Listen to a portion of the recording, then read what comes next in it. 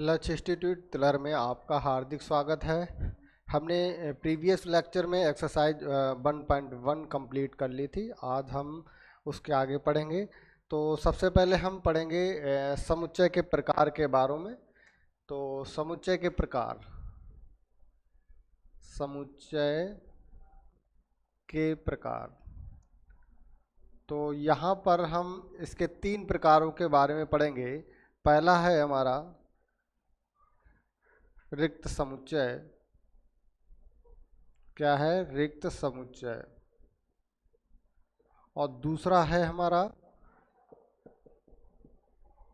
परिमित और अपरिमित समुच्चय। और तीसरा है हमारा समान समुच्चय। समान समुच्चय। ठीक। तो रिक्त समुच्चय को इंग्लिश में कहते हैं एम्प्टी सेट। क्या कहते हैं? Empty set. ठीक। दूसरा परिमित और अपरिमित समुच्चय को कहते हैं फाइनाइट एंड इनफाइनाइट सेट्स। ठीक। और तीसरा हमारा समान सेट है, इसको कहते हैं इक्वल सेट्स। ठीक। तो एक एक करके इनके बारे में पढ़ेंगे। तो सबसे पहले हम पढ़ेंगे रिक्त समुच्चय के बारे में। तो ये हमारा रिक्त समुच्चय क्या होता है देखेंगे। ठीक। तो रिक्त समुच्चय क्या होता है? जैसे मैंने कोई सेट मान लिया, ए कोई सेट मान लिया, और ऐसा सेट माना जिसमें एक भी अवयव नहीं है। इसका मतलब उसमें जब अवयव है ही नहीं तो इसको हम ऐसे लिखते हैं, कोई बीच में अवयव नहीं है। ठीक। क्या मैंने बताया कि एक ऐसा सेट जिसमें एक भी अवयव ना हो हमारा क्या कहलाता है? रिक्त समुच्चय कहलाता है। ठीक है। इसको क्या करते हैं? इस तरह से प्रदर्शित करते हैं, या इसको प्रदर्शित करने का दूसरा तरीका है फाई। ठीक। दूसरा, तो अगर परिभाषा लिखना चाहो, एक समुच्चय लिखेंगे। एक समुच्चय जिसमें एक भी अवयव ना हो, या जिसमें एक भी अवयव ना हो, रिक्त समुच्चय कहलाता है। रिक्त समुच्चय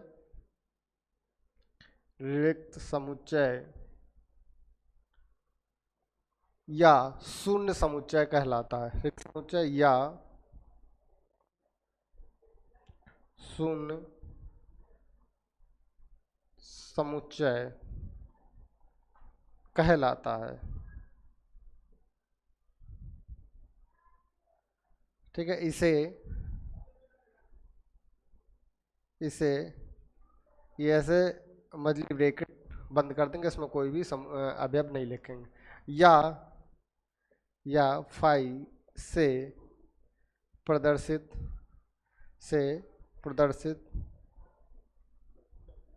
करते हैं। ठीक। इसे इंग्लिश में कह सकते हैं a set having no element is called empty set या नल सेट। ठीक है। And it is represent by this and phi. ठीक है। दिस तो उदाहरण के द्वारा देखेंगे इसको। उदाहरण जैसे उदाहरण मैंने लिया। क्या लिया? एक समुच्चय मैंने लिया बी, और एक्स और कोलन एक्स एक दो अंक की दो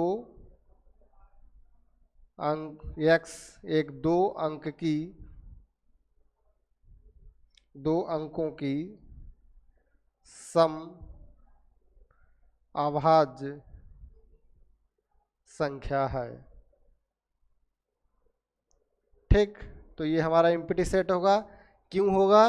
क्योंकि हमारे पास जो सम अभाज्य संख्या एक ही होती है वो है 2। ठीक है, 2 अंकी, 2 या 3, मतलब कोई दूसरी समअभाज्य संख्या नहीं होती है।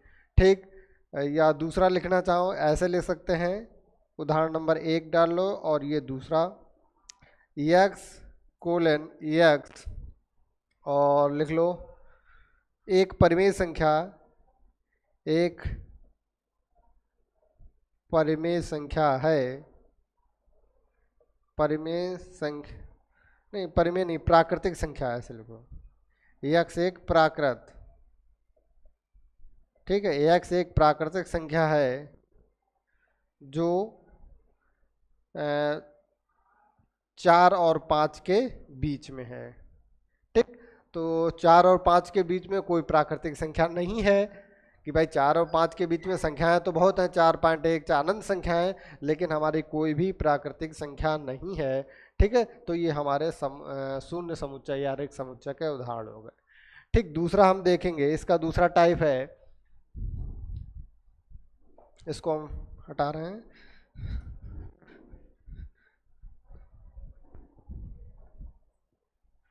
ठीक है। दूसरा टाइप जो है परिमित समुच्चय और अपरिमित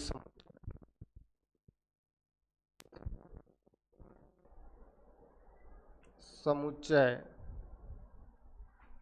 और अपरिमित समुच्चय। ठीक, तो इसको जो है इंग्लिश में कहेंगे फाइनाइट, फाइनाइट एंड इनफाइनाइट। ठीक है, इनफाइनाइट सेट। अब देखिए फाइनाइट और इनफाइनाइट सेट क्या होते हैं। एक तरफ परिमित लिख लीजिए, परिमित, और दूसरी तरफ परिमित समुच्चय, और दूसरी तरफ अपरिमित समुच्चय लिख लीजिए,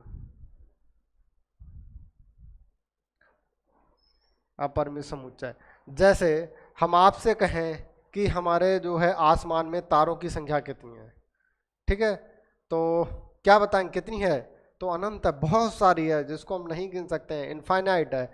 तो मतलब वो समुच्चय जिनके अवयवों की संख्या निश्चित ना हो, ठीक, अवयवों की संख्या निश्चित ना हो, तो ऐसे समुच्चय हमारे परिमित समुच्चय कहलाते हैं। जैसे हम कहें हमारी जो है प्राकृत संख्याओं की बताइए, तो प्राकृत संख्या हमारी इनफाइनाइट है। ठीक, तो ऐसे समुच्चय जिनमें क्या करें जो है अवयवों की संख्या निश्चित नहीं होती है, तो अपरिमित समुच्चय कहलाते हैं। अब जैसे हम कह दें कि आपके क्लास में कितने बच्चे हैं, ठीक है, तो जैसे कोई क्लास का बच्चा खड़ा हुआ तो वो कहेगा मेरे सर मेरे 50 बच्चे हैं, तो कोई फिक्स निश्चित है। ठीक है, तो ऐसे समुच्चय जिसमें अवयवों की संख्या निश्चित होती है, ऐसा समुच्चय हमारे क्या कहलाते हैं, परिमित समुच्चय। जैसे कोई सेट ए ले लिया मैंने, और ए में क्या करा मैंने, जो है 1 2 3 4 5 संख्या ले ली। ठीक, इधर मैंने अपरिमित समुच्चय क्या ले लिया मैंने, 2 4 6 8 10। ठीक, ये इनफाइनाइट तक। तो परिमित समुच्चय क्या होता है, इसमें हमारे क्या होता है, अवयवों की संख्या निश्चित होती है। क्या होती है, अवयवों की संख्या निश्चित होती है। लिखेंगे अवयव इसमें क्या होते हैं, अवयव हमारे अवयव निश्चित होते हैं, मतलब पता होते हैं, निश्चित होते हैं। ठीक, और इसमें अवयव अनिश्चित होते हैं, अवयव अवयव अनिश्चित होते हैं। ठीक, जैसे जैसे हमारा जो है एक सेट है इम्पिटी सेट। ठीक है, अब इम्पिटी सेट हमारा देखिए किस में आएगा, इम्पिटी सेट हमारा परिमित समुच्चय में आएगा। क्यों आएगा, क्योंकि उसमें फिक्स है, हमें निश्चित है कि कोई भी अवयव, ऐसा समुच्चय जिसमें कोई भी अवयव ना हो। तो ठीक है, तो हमारा जो इम्पिटी सेट है वो किस में आएगा, ये हमारा परिमित समुच्चय में आएगा। इस बात का हमें ध्यान रखना है। ठीक है, तो परिमित और अपरिमित समुच्चय के बारे में लिखेंगे शून्य समुच्चय एक रिक्त समुच्चय रिक्त समुच्चय, एक सेकंड,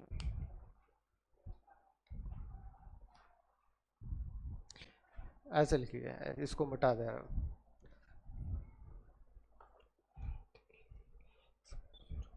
लिखेंगे एक समुच्चय, ऐसे लिखो, एक समुच्चय, एक समुच्चय जो रिक्त है, क्या है?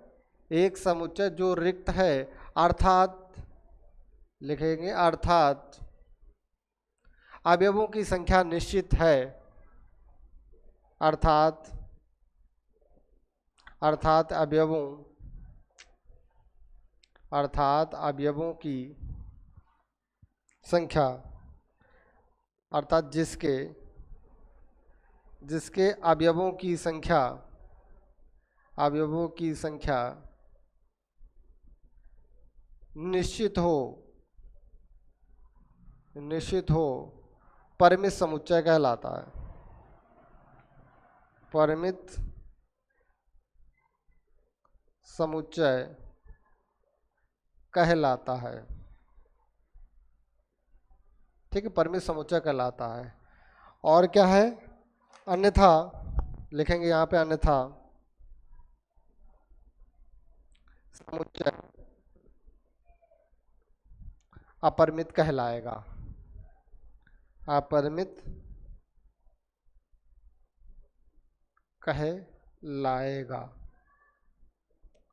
ठीक, वही मैंने यहाँ पे लिख दिया, क्या लिखा? एक समुच्चय जो रिक्त है, अर्थात जिसके अवयवों की संख्या निश्चित है, परिमित समुच्चय कहलाता है। जिसके अवयवों की संख्या निश्चित नहीं है, अपरिमित समुच्चय कहलाता है। ठीक, और इसके बाद हम तीसरा हमने लिखाया था समान समुच्चय।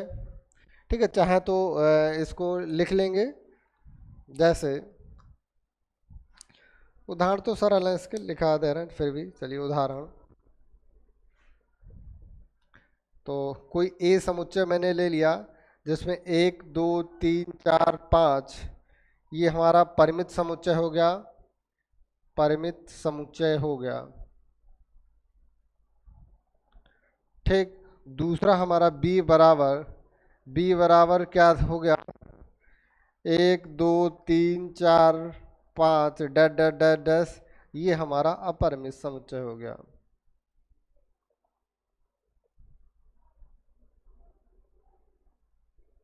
या इसमें हम ये भी कह सकते हैं कि जिसमें जिस समुच्चय में हमारा लास्ट अवयव दे रखा हो, मतलब अंतिम दे रखा हो, ऐसा समुच्चय को परिमित बोल सकते हैं, और जिसमें ना दे रखा हो अपरिमित समुच्चय, मतलब। ठीक है, तो इसके बाद हम तीसरा टाइप आएगा हमारा समान समुच्चय। ठीक है, इसको हम मिटा रहे हैं।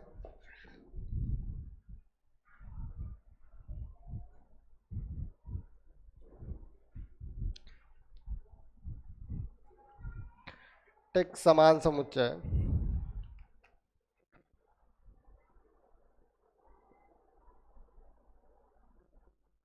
समान समुच्चय, इक्वल सेट्स। ठीक, अब देखिए समान समुच्चय कब होते हैं, क्या लिखेंगे? जैसे चलिए पहले समझ लीजिए, क्या, जैसे मैंने कोई एक थैला ले लिया। ठीक है, जैसे कोई थैला ले लिया, तो उसमें क्या है? एक थैला ए है, इसमें 2 5 10 और 20 के सिक्के हैं हमारे थैले में। ठीक, और मैंने दूसरा थैला लिया, उसमें भी हमारे क्या है? दूसरा थैला, उसमें भी 2 5 10 और 20 के सिक्के हैं। ठीक, तो इसका मतलब इसमें जो है अवयव क्या है? हमारे समान अवयव हैं। ठीक, तो ऐसे समुच्चय जिसमें क्या हो, अवयव हमारे समान हो, तो ऐसे दोनों समुच्चय क्या होते हैं? हमारे इक्वल सेट्स या समान समुच्चय कहलाते हैं। ठीक है, अब देखिए ए में क्या है? जैसे 2 है, इसमें भी 2 5 5 10 10 और 20 20 इसमें। जैसे हमारे पास क्या हो, ए बराबर ए 2 3 4 5 हो, और इधर बी बराबर क्या हो, मतलब यहाँ पे लिखो 6 7 8 और 9। इसका मतलब ए बराबर हमारा बी नहीं है, यहाँ पर हमारा ए बराबर बी है, यहाँ पर ए बराबर बी नहीं है। ठीक, या इसमें जैसे दो यहाँ पे भी लिख लो, मतलब जितने भी अवयव है सभी अवयव समान हो। जैसे हमारा दो यहाँ पे है, दो यहाँ पे, एक अवयव समान है, तो इसका मतलब समान नहीं होंगे, हमारे सभी अवयव समान होने चाहिए। ठीक है, तो इसकी परिभाषा लिखेंगे, इसको हम मिटा रहे हैं।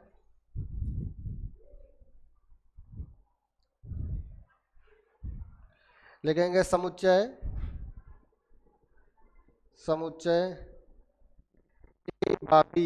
ए बा बी समान होंगे, समान समुच्चय होंगे, समुच्चय होंगे यदि यदि उनके अवयव, यदि उनके अवयव अवयव समान हो। ठीक, उनके अवयव समान हो, अर्थात ए बराबर बी, ए बराबर बी। ठीक, अन्यथा, अन्यथा, ठीक है, अन्यथा दूसरा, एक सेकंड रुकेंगे, अन्यथा क्या है, ए मतलब हमारा जो है असमान समुच्चय कहलाएगा। क्या हो जाएगा? समान समुच्चय, हाँ, अन्यथा समुच्चय लिखेंगे, अन्यथा समुच्चय असमान, असमान समुच्चय कहलाएगा, कहलाएगा। और इसे लिख सकते हैं ए नॉट इक्वल टू बी। ठीक, और ये हमारे समुच्चय के प्रकार के बारे में जान लिया। अब हम एक्सरसाइज 1.2 की शुरुआत करते हैं, इसको हम मिटा रहे हैं।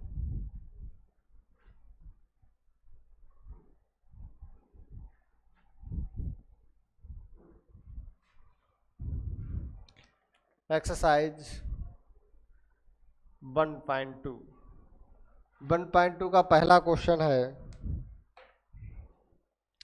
निम्नलिखित में से कौन से रिक्त समुच्चय के उदाहरण हैं। ठीक है, हमें क्वेश्चन दे रखे हैं और बताना है कि कौन से रिक्त समुच्चय के उदाहरण हैं। तो पहला है क्वेश्चन नंबर 1, क्वेश्चन है कौन से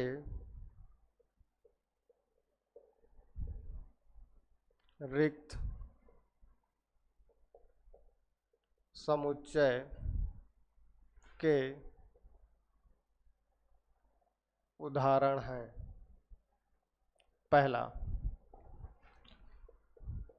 पहला है हमारा दो से भाज्य, दो से भाज्य विषम प्राकृतिक संख्याओं का समुच्चय, विषम, विषम प्राकृत संख्याओं का समुच्चय, संख्याओं का समुच्चय। अब देखिए, जो हमारी विषम प्राकृतिक संख्या क्या होती हैं? विषम प्राकृतिक संख्याएं ऐसी संख्याएं जो दो से ना कटें। ठीक भाई, विषम संख्याएं हमारी क्या होती हैं? ऐसी संख्याएं जो दो से ना कटें, वो सारी संख्याएं हमारी विषम संख्याएं कहलाती हैं। अब इसमें कह रहा है कि दो से भाज्य विषम प्राकृतिक संख्याओं का समुच्चय। मान लीजिए कोई मैंने इसका हल देखेंगे, हल, और कोई मैंने सेट मान लिया, ए मान लिया, और उसमें दो से भाज्य विषम प्राकृतिक संख्याएं लिखनी है, तो इसका मतलब उसमें कोई भी अवयव नहीं होगा। ठीक है, जब कोई अवयव नहीं है, इसका मतलब ये जो हमारा समुच्चय है, कैसा समुच्चय है? रिक्त समुच्चय है। ठीक है, तो लिखेंगे समुच्चय, लिखेंगे रिक्त समुच्चय है, क्योंकि रिक्त समुच्चय है क्योंकि क्योंकि इसमें, इस समुच्चय में, इस समुच्चय में कोई अवयव नहीं है, कोई अवयव नहीं है। ठीक, दूसरा देखेंगे, दूसरा दूसरा हमारा है सम अभाज्य संख्याओं का समुच्चय। क्या है? सम अभाज्य संख्याओं समअभाज्य संख्याओं का समुच्चय।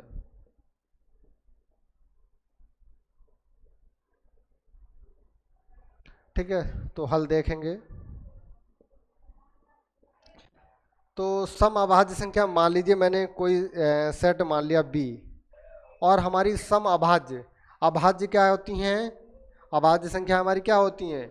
जो अपने आप से कटें और एक से कटें, और उसमें हमें दिखाना है कि सम अभाज्य संख्या है। तो सम हमारी अभाज्य संख्या कितनी है? एक ऐसी दो संख्या है जो सम है और अभाज्य है। ठीक है, और बाकी जितनी भी अभाज्य संख्या हैं वो क्या है? विषम है।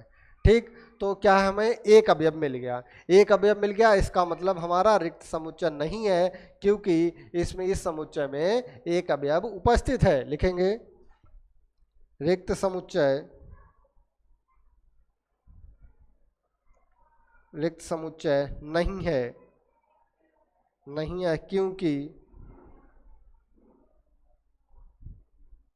क्योंकि इस समुच्चय में क्योंकि इस समुच्चय में एक अवयव है।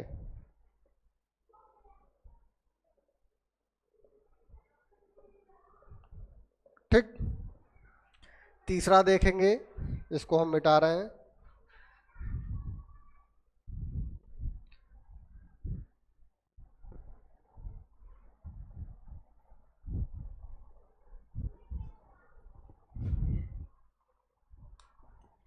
तीसरा है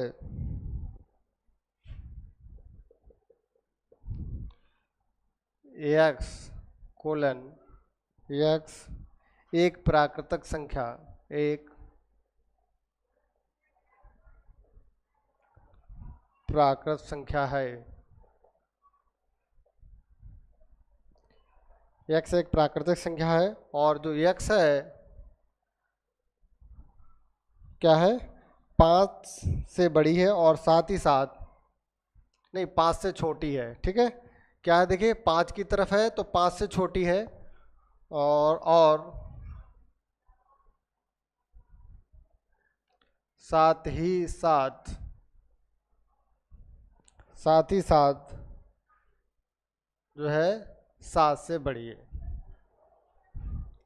ठीक, तो मान लीजिए मैंने कोई इसका हल देखेंगे। हल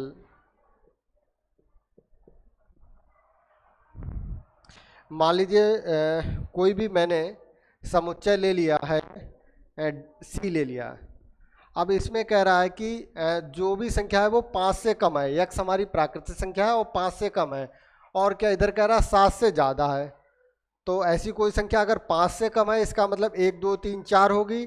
अब 7 से ज़्यादा ये कोई संख्या पॉसिबल ही नहीं है। ठीक है, तो क्या हो जाएगा हमारा एम्प्टी सेट। तो इसका मतलब रिक्त समुच्चय है। लिखेंगे रिक्त समुच्चय है, क्योंकि क्योंकि इस समुच्चय में इस समुच्चय में कोई अवयव नहीं है, कोई अवयव नहीं है। ठीक, चौथा देखेंगे।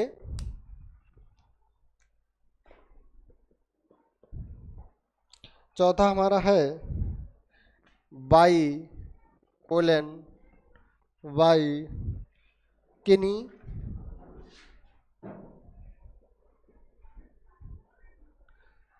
बाई कोलन वाई किन्हीं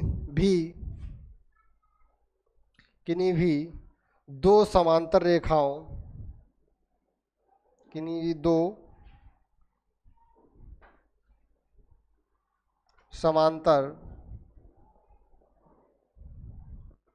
रेखाओं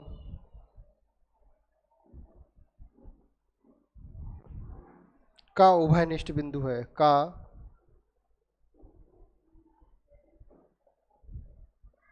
उभयनिष्ठ बिंदु है। ठीक, अब देखेंगे हल इसका। अब क्या दे रखा, बाई कोलन वाई किन्हीं दो समांतर रेखाओं का उभयनिष्ठ है। जैसे हमारी कोई दो समांतर रेखाएं हैं, जैसे इस तरह की दो समांतर रेखाएं हैं, और इनका पूछ रहा है कि उभयनिष्ठ बिंदु। अब ये जितनी भी आगे जाएंगी तो ये कहीं पर भी प्रतिच्छेद नहीं करेंगी। जब प्रतिच्छेद नहीं करेंगी तो कोई भी हमारा उभयनिष्ठ बिंदु नहीं होगा। भाई ये जितनी भी आगे बढ़ाओगे सीधी चलती जाएंगी। ठीक है, इनके बीच में जो गैप है आगे, सेम गैप आगे तक चलता चला जाएगा।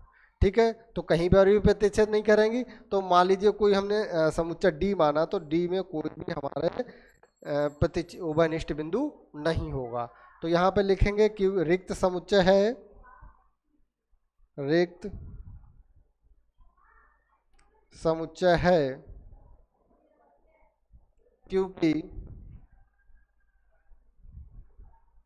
क्योंकि इस समुच्चय में, इस समुच्चय में कोई भी अवयव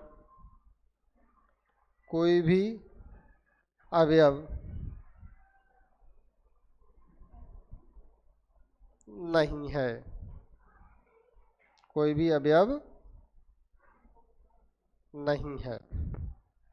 ठीक, इसका पांचवा देखेंगे, इसको हम मिटा रहे हैं।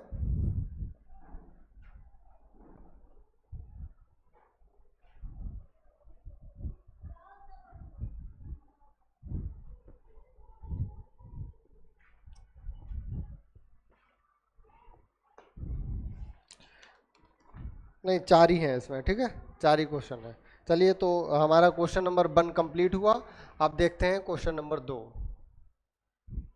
क्वेश्चन नंबर 2 में निम्नलिखित में से कौन सा परिमित और अपरिमित है, बताना है कि कौन सा परिमित है कौन सा अपरिमित है।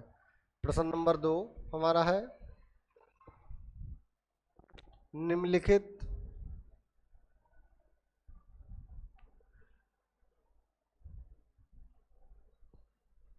समुच्चयों में से कौन परिमित और कौन अपरिमित है, और कौन अपरिमित है। ठीक, पहला, वर्ष के महीनों का समुच्चय, वर्ष के महीनों का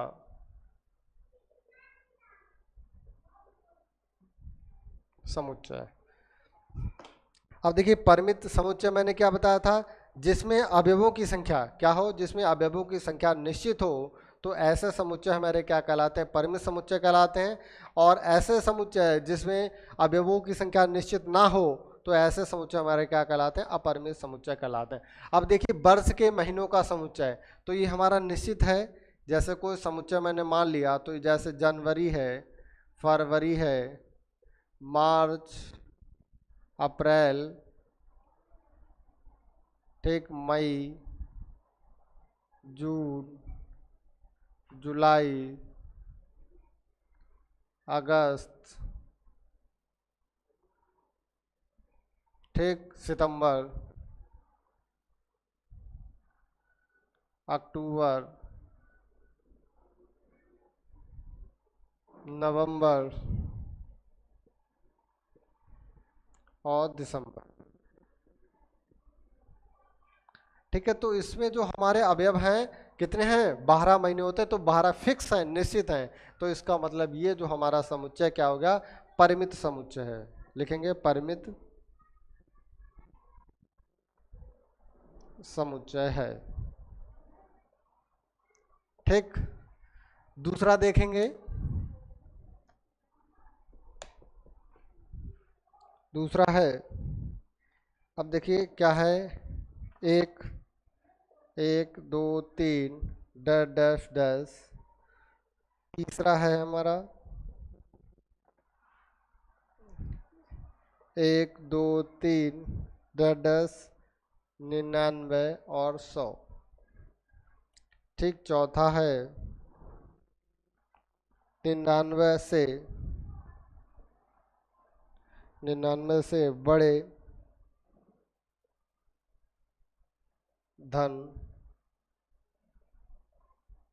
पूर्णांकों का समुच्चय।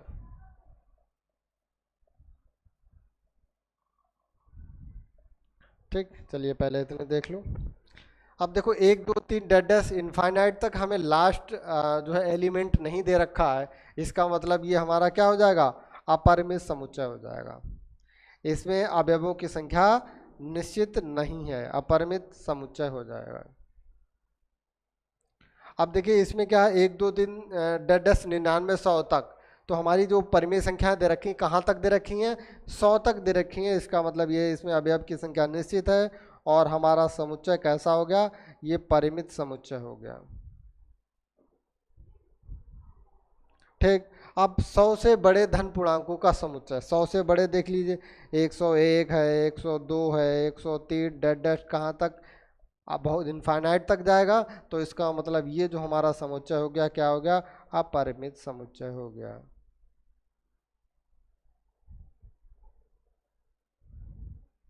ठीक, अपरिमित समुच्चय हो गया। पांचवा देखेंगे, इसको हटा रहे हैं।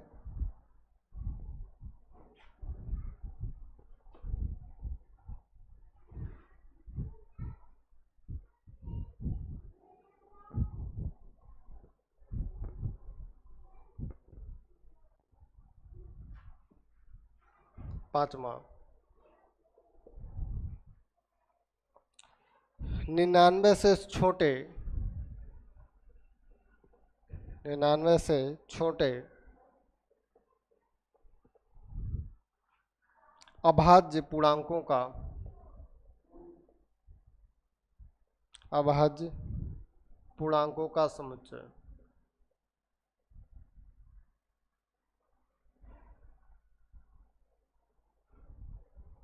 ठीक, अब देखिए क्या कह रहा है क्वेश्चन हमसे, 99 से कह रहा है, क्वेश्चन हम कह रहा है कि 99 से छोटे अभाज्य संख्याओं का समुच्चय। अब देखिए 99 से छोटे मुझे लेना है, तो हमारे जो अभाज्य पूर्णांक कहाँ से स्टार्ट होते हैं, जैसे मैंने कोई डी मान लिया, ए बी सी डी कुछ भी मान लीजिए, ई मान लीजिए, बराबर क्या है, तो 2 हो गया, ठीक है, 5 हो गया, अभाज्य में पूर्णांक 7 हो गया, डैश डैश डैश कहाँ तक जाएगा, 99 से छोटे, तो 99 से 98 97 मान लीजिए, 97 97 ले लिया मैंने। ठीक है, 97 इसलिए लिया क्योंकि ये 97 हमारी क्या है, अभाज्य संख्या है। तो कहाँ तक, 2 से 97 तक, इसका मतलब ये फिक्स है, निश्चित है। तो हमारा समुच्चय कैसा हो गया, परिमित समुच्चय हो गया, परिमित समुच्चय। ठीक, और आज के लिए इतना ही है, थैंक यू।